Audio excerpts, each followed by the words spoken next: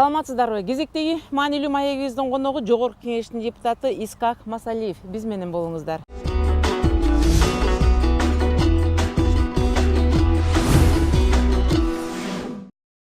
Саламатсызбы, Искак мырза? Мына бүгүнкү күндө президенттикке талапкерлердин саны 50ден ашты. Бул бир чети бир жакшы көрүнүш, ошо элди башкарайын, биздин жашоону оңдоюн деген талапкерлер көп экен, өлкөнү ойлогон талапкерлер көп экен деп бир четинен жакшы тарабын айтсак, ал эми бир четинен бир эле президенттик орунга 50 кишинин ат салышып жатканы бул бир башкачараак болуп, же болбосо кошуна өлкөлөргө салыштырмалуу бизде деген ушундай жактан биздин жарандар активдүү болгон сыяктуу болуп, кичине жат көрүнүш болуп жатат. Негизи эле ушул бүгүн ушул саясат, өлкөдөгү саясий абалга кандай баа бере аласыз? Сөздү абдан кызыктуу суроодон баштадыңыз. Эмне үчүн мынча көп талапкер болуп атат? Бир чети туура айтасыз, демократиянын белгиси, биз өнүгүп атабыз, демократия болуп атат. Экинчи чети бул дагы бир нерсенин белгиси. Эл саясаттан тажап бүтүп, баары тең эле президент болом деп атат. Бүгүнкү күндө баняга барсаңыз, базарга барсаңыз, мектепке барсаңыз, врачка барсаңыз, учурашкандан кийин саясатты өтүп кетебиз да. Ошондуктан бул өзгөчө ашыктык саясатчылыкка берилгендин белгиси деп эсептеш керек. Бул жакшынын белгиси эмес. Бул эмненин белгиси? Бул жарандарыбыз азыркы бийликке, акыркы 20-30 жылдагы бийликке ишенбей калышты. Ушунун белгиси болуп турат. Ошондуктан бир топ жарандарыбыз активдүү катышып, мен да президент болом, мен деле колумдан келмегеле деп ойлору пайда болот. Ошондуктан аракет болуп атат. Ал эми акыбалды айтсак, акыбал өтө оор. Мындай сырттан көргөндө жакшына эле көрүнөт. Жылдан жылга тойлор көбөйүп атат. Мына Бишкек шаары жакында Гиннес рекордтун китебине кирет окшойт, машина автоунаа боюнча. 450 миң автомобиль, 1 миллион калка, бул өтө көп да. Ар бир 2 адамга бирден автоунаа. Бул сыртына караганда жакшы эле жашап атабыз, акча таап атабыз. Бирок кызыктай болуп атат. Ошол эле доктурлардын пенсияга чыкканда врачтар 5 миң сом менен пенсияга чыгып атат. Бул эмнеге жетет? Эчтекеге жетпейт. Ошол эле милициянын кызматкерлери 30-40 кынтыксыз иштеп туруп 7-8 миң сом менен пенсияга чыгып атат. Анан биздин коомубуз бүгүнкү күндө байга, кедейге бөлүнүп баратат. Мындан улам сайын көбөйүп баратат. Эми табигат ушундай да. Бизде калкыбыз 6 миллион болсо, баары эле миллионер боло албайт. Анан көп болсо бир 2-3% болот. Калган баары ошол миллионердин тегерегинде тиричилик кылат да.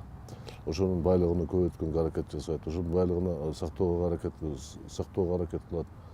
Анан эң өкүнө турган нерсе, биздин бюджетке барабар акчаны жыл сайын биздин туугандарыбыз, балдарыбыз, кыздарыбыз Россия мамлекетте иштеп жөнөтүп атат да. Эгерде алар жок болбосо, бизде эч эле революция жүз жолу болмок да.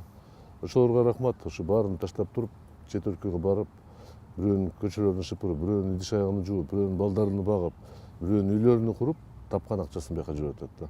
Эгер андай болбосо, акыбал таптакыр башкача болмок эле. Биз эми мына ошо Кыргызстанда жашагандар, биз ошону пайдаланып, мына тегеректе курулган имараттарды ошол акчага курулуп атат да негизи. Сатып алган киши ошолор болуп атат. Ошондуктан акыбал кызыктай болуп атат. Чын айтканда биз өзүбүздүн шартыбызга, мүмкүнчүлүгүбүзгө жараша жашабай атабыз. Биз ашыктыкты көп берип атабыз да. Ар кандай тойлор болуп атат. Чоңдордон баштап күчүлөргө чейин той болуп атат. Айылдагы той кылганда айрыкча түштүктү алсак, жок дегенде 15-20 жипти тизип коюш керек экен. Болгонун ичинде 1-2 киши отурат да. Ал эми мындай мактоо сыяктуу кылып атат да, мына мындай ысырапчылык деп койсо болот да. Тойлорду карасаңыз, тойлордо мындай ашкан, союлган малды карасаңыз, чакырылган конокторду мен түшүнүп турам. Бизде салтыбыз боюнча катташуу болот да, жамандыкта, жакшылыкта бири-бирине барышат. Бирок биз кээ бир учурда ошолорго теңелип туруп, колу азыраак кишилер карызга батып, ошондой тойлорго берилип кетет да. Бул жакшынын белгиси эмес. Бизде мен ачык эле айтам, мен Кыргызстан коммунисттер партиянын атынан талапкер болуп атам да, мен коммунисттик идеяны колдогон кишилерден. Мен түпкү тамыр менен ушул системаны азыр кабыл албай атам да. Мен баары бир ишенем, терең ишенем. Эртеби кечпи бул карама каршылык бирдемеге алып келет да. Качан гана коомдо 2% бай, 98% кедей болгондо ошондо нааразычылык көп болот да. Анан акыркы жылдары мен байкап атам, бийлик бир гана байларга таанымал болуп атат. Жөнөкөй мугалим же жөнөкөй врач же жөнөкөй катардагы иштеген жумушчу депутат боло албайт, министр боло албайт. Болбогон нерсе ал. Сөзсүз эле сен же чоң ири бизнесиң болуш керек. Күндө деле алар ал жакка Эми барышпайт. миң жолу акылдуу болсо, акылман киши абдан көп бизде. Мисалы үчүн ошо мугалимдердин арасынан, адистердин арасында өтө көп. Бирок алар боло албайт эч качан депутат. Себеби алардын айлыгы же тапкан акчасы эч качан ушу мандатка жете албайт. Ошондуктан бул процесстер, ушул тенденциялар жакшылыкка алып барбаган, мен ошону коркуп жатам да, ачык айтканда. Ошол эле мезгилде бизде бийликте турган азаматтарыбыз кара жумуштун ордуна кечке бири-бири менен талашып, бийлик талашып, ошо менен алек болуп атат да. Ал эми жөнөкөй адамдын турмушуну азыраак ойлонуп атат. Албетте программалар бекитилет, албетте бюджет бекитилет, ал бюджетке ылайыктуу акчалар, каражаттар бөлүнөт. Турмушта ар кандай болот. Эгерде бир кадам, бир тыйындык, уурлук кылган болсо мамлекеттик кызматкер, ал миллион сомдук зыян келтирет. Себеби адамдын, жөнөкөй жарандардын ишеними жок болуп калат. Ишеними жок болгон мамлекеттин келечеги кең боло албайт эч качан. Сиздин жеке оюңуз боюнча, жеке өзүңүздүн талапкерлигиңизди койгонуңуздун негизги максаты эмнеде? Себеби анткени Демек, мына 26 жылдан бери Кыргызстан эгемендүү демократиялык жол менен өнүгүп баратат деп жарыялап атат да. Мына биз эгемендүүлүккө жеттик деп кайра эле мактанып атабыз. Биз тарыхый калкыбыз, тарыхый элбиз, биздин улутубуз абдан байыркы, маданиятыбыз байыркы деп атабыз. Бул эми чын айтканда баары унутуп атат. Бул эгемендүүлүктөн негиздеме кылып, негиздик ким жасап берген? Коммунисттер жасаган болчу. 1926 жылы, ал эми кийин 1936 жылы Кыргыз СССР пайда болгон. Буга чоң салым кошкон биздин ата бабаларыбыз ошол мезгилдеги партиялык жетекчилер болчу. Коммунисттик, социалисттик идеяга карабастан баары бир бизде мамлекет болуш керек деген, республика болуш керек деген талапты коюшкан. Ал эми Москвадагы жетекчилер ушуну колдоп, бүгүнкү күнгө биз Кыргызстанда эгемендүүлүккө негиз пайда болгон. Ошондуктан бул эркиндик. Экинчиден, экономиканы эгемендүү биз көз карандуу экономика болуп калдык. Канча революционер эмне десе деле, каалайбызбы, тышкы карызга батып кетип баратабыз жыл сайын. Мен ойлоп атам, биз андан көрө башындагы баягы приватизация программаларды туура эмес жол алып барганыбызды ачык эле айтышыбыз керек. Туура эмес жүргүздүк. Кыргызстандагы 20 мен деген эң деген ири ишканаларды жаап таштап, алардын ордуна базар түзүлүп, же соода борборлор түзүлүп, анан ошол жерде базарда соода борборлордо Кыргызстанда чыккан кездемелерди сатпайт. Кыргызстанда тиктирген кийимдер сатылбайт. Ал бүт чет өлкөдөн келет. Демек биз бирөөнүн экономикасына кызмат кылып атабыз. Тышкы карызды алып жатып, ошол тышкы карызга кийген кийимибизден баштап жеген тамагыбызга чейин башка мамлекеттерди багып атабыз да. Ошол мен ойлоп атам туура эмес деп, анан биз ачык эле айтабыз. Биз социалисттик идея негизги туура. Мамлекет баарына көзөмөл болуш керек. Негизги тармактар баары мамлекеттин көзөмөлүндө болуш керек, бербеш керек. Андан кийин азыр жеке менчик деп конституцияга жазып койгонбуз, эми туура жеке менчик ал болуш керек да. Бирок башында эсиңерде болсо, 85-жылдары ошол мезгилде демократия, перестройка деп Горбачев ушу баракеттер менен чыкканда, ошондо план боюнча кичине башкачараак болчу. Ал мезгилде биз адамга кызмат көрсөтүү, тейлөө кызматтарды менчикке өткөрүшүбүз керек. Ал эми өндүрүштү мамлекеттин колунда калыш керек деген план менен кеткен. Демек биз үчүн мисал бар. Улуу Кытай мамлекети коммунисттик башкаруусу менен социалист системаны сактап туруп, кадам менен акырын эркиндикке, мындай экономиканы эркиндикке чыгарып атат. Бүгүнкү күндө миллиардердин тизмесине башында ким турушат? Кытайлыктар турат. Ошол эле мезгилде алар миллиондогон налогту мамлекет, салыкты төлөйт мамлекетке. Ушинтип өлкө байып атат. Ошо көзөмөл мамлекеттин артында. Коммуникация, кен байлыктары, ири завод фабрикалар мамлекеттин көзөмөлүндө. Алар кое берген жок эч качан. Темимде эгерде пайда алып келип аткан ишкана болсо, аны сатыштын эмне кереги бар да. Ошондой жөнөкөй эле ой. Биз болсо бир гана эң дүйнөдө жок, бизде бар Кумтөр деген алтын кенди бүгүнкү күндө баш аягын таппай атабыз да. Себеби 1993-жылы сөздөр башталганда тең болобуз деген. Барып алданып кеттик, кийин эчтеке калган жок. Анан ар бир революция сайын кичине көтөрүп, бүгүнкү күндө алар $100 миллион жыл сайын бизге салык түрүндө төлөп атат да. Аз деп атат. аз болушу мүмкүн. Бирок биз бүгүнкү күнгө чейин аны ал келишимдерди мыйзам чегинде бекитип койгонбуз. Демек ошолорду жокко чыгарыш керек болот. Ошондуктан келечекте мындай болбош үчүн жаңы кендер ушуга жеке менчикке айланып кетпесин. Ысык көлүбүз, керемет ысык көлүбүз менчикке айланып кетпесин. Табигый байлыктарыбыз менчикке өтүп кетпесин деген мен каршы пикиримди айтамын. Эгерде президент болсом, ошого каршылык көрсөтөм сөзсүз. Экинчиден, биз бай болгубуз келет баары тең эле. Кичинекей баладан баштап бизде Кыргызстанда же бай, же бандиттин башчысы болом дейт да.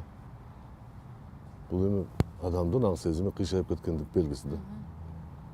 Баары түшүнүп атат, баары бай болбойт. Бирок аракет кылып атат, умтулуп атат. Мен ушу бай болчумчу, мен 2 жип алсам, аялыма 1 жипти, балдарыма бирден алсам, көлдүн жээгинде бир хан сарай курсам, буякта хан сарай курсам, акчам аябай көп болсо, жыргамакмын дейт да. Мен билбейм. Мисалы үчүн өнүккөн Батыш Европада 70-80% бай эмес, жөнөкөй. Бирок алардыкы керектүү деңгээлде каражаттар табылып, керектүү жашоого керектүү деңгээлде кирешеси болуп атат. Ошо менен ыраазы болуп жашап атат. Алар туура багытта максат коюшат. Жок, ал башынан өткөн бул нерсе. Ошол эле мактаган Америка Кошмо Штаттарды учурда баары тең бай болом деп жашаган 6 миллион индейцтерди кырып туруп, бүгүнкү күндө эң акылдуу калк ошол, эң билимдүү акыл. Бирок канча согуш өткөн, бири-биринин канча башын алган, канча бийлик алмашкан, аны эч ким айтпай атат да. Ошондуктан биз Кыргызстан уникалдуу мамлекет. Совет мезгилинде биз 73 жылда көчмөн эл бүгүнкү күндө өнүккөн мамлекетке айландырдык. 73 жылда. Бул тарыхта аябай тездетилген жол болуп атат да. А биз азыр 26 жылда жок, биз мыкты капиталист болобуз деген бул мындай ишке ашпаган ой да. Алданбаш керек. Ошондуктан биз айтып атабыз. Эгерде биз коммунисттик, советтик доордогу айрым принциптерди бүгүн деле колдонсок кеч эмес да. Ошондуктан ушул багытта биз күрөшөбүз деп, элибизге көрсөтүп, болду эми, токтотолу, демократияга тойгон жоксуңар беле. Кичинекей 1 жашар баларды зордуктаган адамдарды актап атат сот. Бандиттерди актап атат сот. Байлар жоопко тартылбай атат. А сен бечара тоокты уурдасаң камаласың 3 жылга, аягына чейин отурасың. Жок, енді ушуну түшүнүш керек да. Же мына университеттин имараттын жанында отурабыз баарыбыз тең. Жыл сайын миңдеген, 100 миңдеген адамдар жогорку окуу жайларды бүтүп атат. А эмне үчүн ошо дипломду алып туруп, сервантка салып коет, шкафчикке салып коет, анан Москвада көчө шыпырат, же Алматыда тамеки тизип жүрөт да. Же базардын тегеренде бирдемелер жасап атат. А жогорку билимдүү адам ошо кесиби боюнча жумуш табыш керек да. Бул мамлекеттин көзөмөлүнөн чыгып кетти деп айтабыз. Мамлекет мен жеке менчик окуу жайда эле баарына уруксат берип атат. Мурунку детсадтардын ичинде 3 мугалим топтолуп туруп, паланча Московский университетинин филиалы деп ачып алат, ошо менен окуу берет. Эми ал окуу эмес, ал жерде диплом жазуу деп айтсак болот да. Диплом, сертификат жазып берүү. Ошондуктан ушул нерселерде, кыйшык болгон нерселерди биз сөзсүз ордуна коюшубуз керек. Мындан келди биздин өлкөдө кесипкөйлүк менен ушу билимдүүлүктүн баалуулугу жоголуп бараткан сыяктуу экен да. Алыска барбаңыз. Мисалы үчүн ушул эле премьер-министрлерибиз, же депутаттарыбыз, же министрлерибиз, губернаторлор сүйлөгөн сөздү кээде телевизордон көргөнүздө эң жумшак айтсак уялып кетип атабыз да. Ички маданияты жок болуп атат. Кээ бир учурда билими, түшүнүгү жок болуп атат. Бирок мен бийликте отурганда мен баары жокту билем. Мен керек болсо мына өсүмдүктү кантип өстүрүштөн баштап курулушка чейин баарын билем. Ракетага чейин баарын билем. Же мен төшүмдө же депутаттык мандат бар, же астымда министрлик кресло бар да. Ошондуктан мен сөзсүз эле акылдуумун деп. А жок, мен муну билбейт экен, бир карап көрөйүн деген бир кишини угуп электим да мен. Мен эсимде бар, коммунисттик мезгилде биринчи секретарь ЦК, председатель Совета министров, бул мамлекет өкмөт башчысы. Алар бул бир маселени билбесе, давайте ушуну мен изилдеп көрөйүнчү, анан кийин карап көрөбүз дегендей. Уялбайт эле андай жерде. А бизде андай уят деген жок да. Отуруп алып сен чыгып кет дейт бирөөсү. Тигиниши болсо мен урдаган жокмун, өзүң урусуң деп отурат. Анан барып бара эле ушул элдин оозундагы ошол кишилер болуп турат да. Бул дагы бир сиз менен болгон маегибиздин маңызы, бул жөнүндө сөз кылбай кетүүгө болбойт. Анткени ошол сиздин атаңыз Абсамат Масалиевдин бүгүнкү күндө ал кишинин айткан кемеңгер сөздөрүн, ал киши ушу биздин өлкөнүн тагдыры жөнүндө алдын ала айтып кеткен ой пикирлерин дагы деле болсо көптөгөн адамдар өздөрүнө бир үлгү катары, мисал катары айтып ошол кишинин айткан сөздөрүнүн баары келгендиги далил экенин айткан адамдар көп. Сиз ошол кишинин баласы катары Абсамат агайдын кайсыл айткан кемеңгер сөздөрүн айтып бере аласыз, же болбосо ал кишинин өлкөнүн тагдыры жөнүндө, ой жүгүртүүлөрү жөнүндө кандайча коомчулукка айтып бере аласыз? Аны сөзсүз аны мен айткан сөздөр көп. Мен уулу катары уккан, мен үчүн алар баары эле катардагы сөз деп айтсам болот. Башка сырттан уккан кишиге ал мындай акылман сөз болушу мүмкүн. Мен бала кезден төргөндөн баштап канча эсимде, өзүм эсимде таанып атам, эсимде ушул болуп атат. Мен бир нерсе айткым келип атат. Атам Кыргызстандын жетекчиси болгондо биринчи кезекте үй бүлөдөгү демократияны тыйып таштаган. Эч кандай демократия болбош керек үйдө. Балдары, кыздары баары тең отуруш керек. Жылбаш керек эч каяка. Мына мен ушул жерде 7 жыл мугалим болуп иштедим университетте. Бир жыл мага келип туруп, мен эми жаш коммунист болгондо мага ушу Ленинский райондук партиянын комитетине чакырышты да. Инструктор болуп иштеп бересиң, идеологический отдел деген. Анан мен сүйүнүп туруп, атама скорго чалдым. Ап, мени чакырып атат райком партияга десем, жөнө тур деди да. Мен партиялык, мамлекеттик кызматта иштеп атканда сен бир кадам жылбайсың, ушу мугалимсиң да отура бер деген да. Ушинтип бизге баарыбызга ичимден тызылдап капа болгом мен ошол мезгилде. Мен деле ушу райком партияга барып иштеп аракет кылып көрсөм жаманбы десем, жок, урушат эмес деген да. Инем болсо жөнөкөй агроном болуп колхоздо Ысык-Көлдө иштеп аткан. Эжем болсо өмүр бою врач болуп иштеп атат, азыр деле иштеп атат врач. Ошондуктан ички үй бүлөлүк тарбия өтө чоң таасир берди. Себеби кийин атам кызматтан кеткенден кийин биз кандай жашасак жашообуз ушундай кете берген. Эмне колубузда болгон ошол кала берген. Эч кимге аласа бересебиз болгон эмес, эч кимди тарткан жокпуз. Ким биз менен учурашып жүргөн болсо ошондой дале учурашып аткан, мамиле болгон, мамиле узарта берген да. Кийинки хандардын балдарына карап көрсөк, алар Кыргызстанга келе албайт. Дос деген түшүнүк жок аларда. Тууган деген түшүнүк жок болуп атат да. Эң негизги элдин каргышы бар да. Ошондуктан мен ойлоп атам, хан, эми хан деп коюп атабыз азыр, мурда жетекчи деп коет эле, азыр мамлекетти башкарган хан биринчи кезекте тазалыкты өзүнөн башташ керек, өзүнүн үй бүлөсүнөн башташ керек. Апам өмүр бою иштеп, канча 6 жыл атам жетекчи болсо Кыргызстан, бир гана жолу мындай расмий түрдө делегацияны тускунга жана Раджив Ганди аялы менен келгенде ошондо гана чыккан болду. Ошондо деле атам каршы болгондо Горбачев айткан экен, жок, пускай супруга тоже встречает депчи. Бир гана чыккан ошондо. Биринчи акыркы жолу. Аны эч ким билбейт эле, жөнөкөй тигүүчү болуп иштеген. Ошондуктан биринчи кезекте өзү үлгү болуп, таза болуп, тунук болуп иштесе, ошондо менимче эл да кичине ишенип калат. Бирок бизде бир өзгөчөлүк бар да, мына атамды мактаган киши азыр көп болуп атат да. Өз мезгилинде атамды коммунист номер 1 деп сындап, ошо менен атын чыгарган бүгүнкү күндө демократтардын баары эле ушул болуп атат да. Коммунисттер кетсин деп, анан бир аз убакыт өткөндөн кечирим да сурап жүрүшкөн алар. Болгон да. Ошондой учурлар болгон, Сөзсүз да. Себеби ал киши принцип бир багытты кармап турган да. Мисалы үчүн мына Кумторду айтып кеттимби? Кумтөр боюнча атам биринчи күндөн баштаган Аскар Акаевич андайга барбы, ал туура эмес.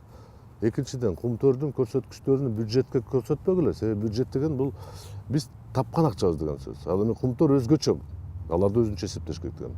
Бүгүн биз бирден болсо Кумтөр кичине жылыш болсо, бюджет оңолуп калды дейт. Төмөндөп калса бюджет өлдү деп атабыз да. Бул бюджет деген бул мамлекеттик казына да. Ал жакка көз каранды болуш керек эле. Сөзсүз, ал өзүнчө болуш керек. Биз топтогон жыйнаган акча каражатыбыз өзүнчө болуш керек да. Эми ар бир бюджеттин кирешеси бар, чыгашасы бар. Бүгүнкү күндө биз 70 миллиард киреше болсо, 140 миллиард чыгашы болуп атат. Мындан келди, ал кишинин принциби уядан эмнени көрсөң, учканда ошону кыласың. Ошон үчүн эң негизгиси биз келечек муундарды уядан тарбиялаш керек деген принципте болгон экен ал кишиники. 5-6 жашта атасы каза болуп, апам колунда чоңоюшканда апам чоңойткон болду. Анан эми алардын тагдыры кичине башкачараак. Мектепке барып 6-7 километр жайында да, жазда да, кышында да кошуна айылга барып мектепте окуган. Кийин Кызылкыяда иштеп, техникумду бүткөн, кийин Москвадагы горный институтту бүтүп, анан ушу горный тармак боюнча иштеп, инженер болуп. Бир аздан кийин ал партиялык органдарга, советтик органдарга кирип иштеп, тепкичтер менен акырын 52 жашта Кыргызстанды башкарганга жетти да. Бир да жолу ал аракет кылып, мен талапкеримди коем, мен өзүктүү ыктыяр менен барам деген болгон да жок. Себеби биздин системада, социалисттик системада андай болгон эмес. Эмгектенген, таза эмгектенген адамды өзү табат эле. Баары тең айтып атат, Усубалиев тигинде, Масалиев тигинде, андай эмес. Алар айта албайт, мен муну көтөрдүм, мен муну сүйрөп бардым, андай эмес. Ал жерде система тарбиялайт эле. Бүгүн губернатор болуш үчүн сен 5 кайерде иштебесең деле боло берет экенсиң да. Министр болуш үчүн иштебесең деле боло берет экен да. Кызык болуп атат да. Элди башкара турган адам, элге үлгү боло турган адам, өзүнүн эчтекеси, тажрыйбасы жок болсо, ал эмнени көрсөтө алат? Жок, бул менеджер деген сөз таап алышты да, жакшы менеджер деп. Менеджер мен билбейм, базарда менеджер болушу мүмкүн, адамдар менен мамиле түзгөнгө менеджер болбош керек да. Демек бул менеджер деген сөз ушул колуңдагы сен аймагыңда жашаган элди сен алдашың керек деген сөз да. Көңүлүнө алып коюшуң керек деп.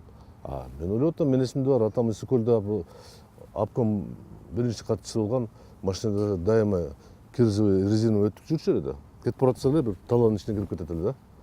Ошо биринчи секретарь райком чакырып алып, суу карганда таң кандай суу карап атат, кандай кылып атат.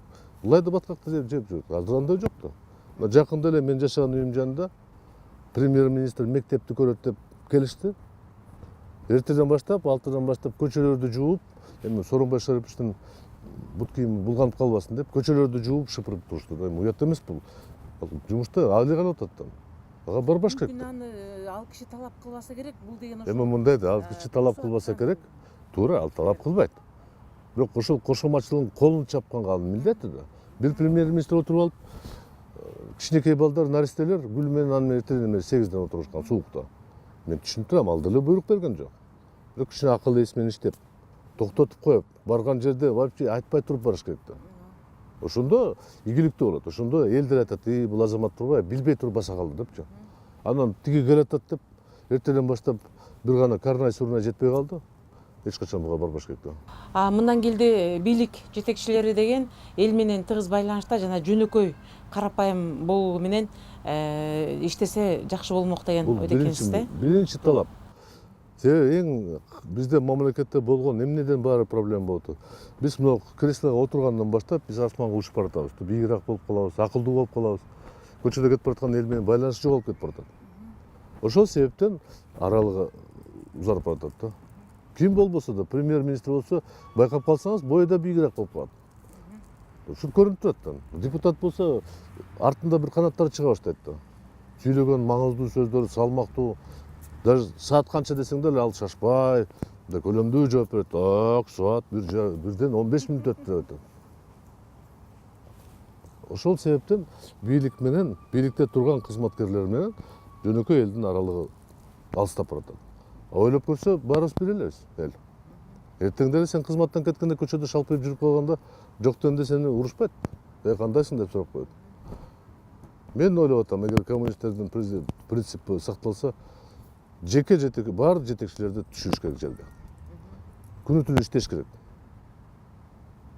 Тойлорго бирден министр барбаш керек. Эч кандай тойлорду өкмөт тарабынан эсебинен кылбаш керек. Токтотуш керек анын баарын. Мына айтып атасыздарбы, бийликке 26 жылда ким бийликке келбесе деле, ошол эле кызматкерлер баягы эле адамдар. Биз бекер бөлүп атабыз аны Акаевчил, Бакиевчил, андай эмес. Ошол эле адамдар кызмат кылып атат. Тегеренип жүрөт. Бирок бул жерде жаман нерсе эмес. Эгерде кызматты, жумушту жакшы билген адис болсо иштей берсин, ал жерде Бакиевке, Атамбаевка, Акаевке бөлбөш керек да. Керек болсо ушул экөө тең барып мырза партиялык кызматкер болгон. Эгер татыктуу иштесе иштей. Анда биз бөлө баштайбыз. Сен Бакиев учурда мындай кызматта иштеген, сен Акаев учурда мындай болгонсуң деп. Алар кайда кетиш керек эле, эмне баары кетип калыш керек беле? Алар да иштеш керек Эми кетиш керек деп кыйкырышат. Бир экөөнү кетирет. А калгандар кайтып келет да. Себеби кагаз жазганда, токтом даярдаганда, ошонун аткарылышын билиш керек да, адис болуш керек да. Адис болуш керек э. Дагы бир суроом сизге, мына кече жакында сиздин курбуларыңыз десем да болот, ошо кесиптештериңиз десем да болот, 4 адамдын бириккени жөнүндө маалымат азыр кенен таркап, жана ошолорду шайлоого кандай барат деген бир кичине бүдөмүк түшүнбөстүктөр болуп жатат. Анын ичинде Адахан Мадумаров, Ахмат Келдибеков, Бакыт Төрөбаев жана Камчыбек Ташиев. Алар тараптан сизге ушу биз да кошо чогулалы, сиз да бизге кошулуңуз деген сунуш түшкөн жокпу? Негизи эле ушул биригүү боюнча сиздин оюңуз кандай? Негизи бул процесс жакшы процесс. Бириккен жакшы. Баары бир кошулуп туруп, саясатта ушундай да, союз түзүп, келишим түзүп, чогуу барган жакшы, күчтүүрөөк болот да. Бул Кыргызстанды биримдикке алып барган кадамдардын бири. эртең эле ушу төртөө бирикти Кыргызстан жыргап калат деген ойдон аласмын. Бирок бул кадам бир болуп атат да. Эгерде мына түштүктүн жигиттери топтолуп турса, кийин түндүктүн, батыштын, чыгыштын баары топтолуп туруп, мына азыркы бийликке биз топ менен күрөшөбүз десе, анда жакшы да. Эгерде жок, андан кийин ушул төртөө барып туруп сентябрь айында талашып дагы төрткө бөлүнүп келсе, бул жакшы эмес да. Мен ойлоп атам, мен менен сөз болгон. Мен менен сөз баары тең эле топтолбой, ошонун төртөөнүн бирөөсү менен сүйлөшкөн, сунуш кылган. Сиз деле ИСХК биз менен кошулуп чогуу болбойлубу? Мен айттым, мен силердин бириккениңерди абдан колдойм, абдан туура таап атам. Бирок мен кошула албайм, себеби мен Кыргызстан коммунисттердин партиясы. Бул партияны мен түзгөн жокмун. Мен таратпайм аны. Силер өзүңөр ушул партияңарды силер түзгөнсүңөр да. Ошондуктан силер кааласаңар коштурасыңар, кааласаңар бөлөсүңөр. Мен ага бара албайм, мүмкүнчүлүгүм да жок. Дагы жол жок да. Ошондуктан мен өзүм жолу менен барам, бирок кошулганыңар абдан туура кадам деп эсептеп атам. Тескерисинче ушу батыштан, чыгыштан, түндүктөн баарынан чакырып топтолгула. Бүгүнкү азыр мына иштеп жаткан премьер-министр талапкер болуп атпайбы? Мен байкап аткан аракеттер боюнча баары бир бийлик мурда үйрөнгөн адатка айландырам деп атат, күчкө салам дейт. Квартальный комитеттерди, акимдерди, министрлерди баары жумшап атат да. Бул эми башыбыздан өткөн, аны эсте абайлаш керек. Ушундай кандай келсең, ошондой кетесиң деген макал бекерден чыккан жок да. Ошондуктан ушуга каршылык күрөшүш үчүн, шайлоо тазараак болуш үчүн десе, бириккен абдан жакшы. Бирок чынында бул кошулуу экинчи максаты бар. 2020-жылы парламенттик шайлоо болот. Эгерде күчтүү ушундай бир партия түзүп коюп, ушул аттуу баштуу саясатчылар баш кошсо, анда алар ийгиликке жетиши мүмкүн да. Каражаты да бар, аты да бар, заты да бар дегендей, булар 2020-жылы парламенттик шайлоого чоң ийгиликке жетишке толук мүмкүнчүлүк болот да. Бүгүнкү күндө талапкерлердин арасынан өзүнүн добушун, өзүнүн жактоочуларын бирөөгө берип, мисалы үчүн ошол эле Сооронбай Шариповичти колдойм, же болбосо Бабановду колдойм деп өз талапкерлигин алып жатышат. Сиз кандай кыласыз? Аягына чейин барасызбы? Же бир учуру келсе сиз дагы бир талапкерди колдоого өтөсүзбү? Ким ал өзүнүн добушун бергендер? Балким өзүнүн, жеке өзүнүн жана аялынын добушун бериши мүмкүн. Ал кишини колдогон шайлоочулар сөзсүз эле өтүп кетпейт, ал мал эмес да, акыры. Жүргүлө аяка баргыла десек, андай болбойт. Ар бир жаран өзүнүн жакшы көргөн сүймөктүү саясатчыны колдойм дейт. Ал саясатчы жок, мен барбайм десе, ошондуктан биздин партия сөзсүз аягына чейин 15-октябрга чейин барабыз. Мен ачык эле айтам, балким башкаларга караганда каражатым жетпей калышы мүмкүн, башкаларга караганда жашым жетпей калышы мүмкүн, алардан улууракмын балким. Но бирок калган жагынан акыл эс менен мен алардан кем деп сезбейм. Элдин арасында тең күрөшө алам. Мүмкүнчүлүк азыраак. Мисалы үчүн телевидение, радиого чыгышка же гезиттерге чыкканга мүмкүнчүлүк азыраак болушу мүмкүн. Бүгүн эми коммерциялык болгондуктан баары эле акчаны карап атат да. Бирок алардан кеммин деп эч качан мен ишенбейм. Кээ бир учурда алардан тең, алар менен тең күрөшө алам да. Ошондуктан айрыкча менин артымда идея турат. Биз башыбыздан өткөн тажрыйбабыз бар. Биздин идеологиябыз бар, коммунисттик идеология бар. Алардын идеологиялары жок эчкимиз. Ошондуктан мен ойлоп атам, быйыл улуу октябрь социалисттик революцияга 100 жылга толуп атат. Бул Кыргызстан үчүн эң маанилүү окуя 20-кылымдагы.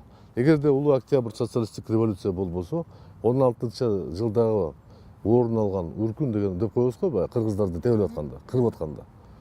Ал токтобой кыргыздар каякта жүрмөк, Кудай билет аны.